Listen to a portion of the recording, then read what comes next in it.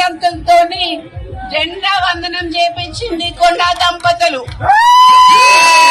ఆ రోజు నుంచి వాళ్ళ రాజకీయ ప్రస్థానం ఇక్కడి నుంచి స్టార్ట్ అయింది.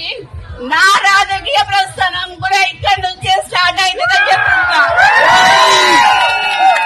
నేను తప్పకుండా ఎమ్మెల్యేగా గెలిచి మీకు ఖచ్చితంగా సేవ చేసుకుంటా అని, నా జీవితం ప్రజాసేవ అని చెప్పడానికి ఏం సంశయిస్తలేను. ఈ రోజు కొండా మురళీధరరావు గారు పక్కన నించున్నారు కాబట్టి ఇట్లా మాట్లాడుతున్నా గానీ లేకపోతే ఇట్లా మాట్లాడేదాన్ని కాదు. నేను ఇంకా కొంచెం శాంతంగా మాట్లాడమన్నారని మాట్లాడినా, లేకపోతే ఎట్లుంటుందో తెలుసు కదా.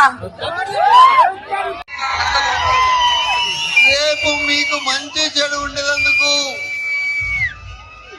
మరి ఇక్కడనే ఉంటది. మరి బాగా చూసుకుంటది. నాకన్నా ధైర్యవంతురాలు మొన్ననే మీరు చూసిండ్రు. వాడేవాడు వీడేవాడు కొండ మురికి ఎదురేవాడని, కానీ మొన్న ఇంటి ముంగడ చూసిండ్రు. చిట్టక తిట్టాలంటే ఎవరిని పడతావు అని తిడుతుంది. వీడు వాడని చూడది. ఇలా కార్యకర్తల కోసం ఏదైనా చేస్తుంది. ఈరోజు ఒకటే చెప్తున్నా, నాకు గీసుకొండ మా కుటుంబానికి ఈరోజు అన్నం పెట్టింది 10 కార్లు ఉన్నాయి అంటే మీ దయ వల్లనే అని నేను తెలియదు.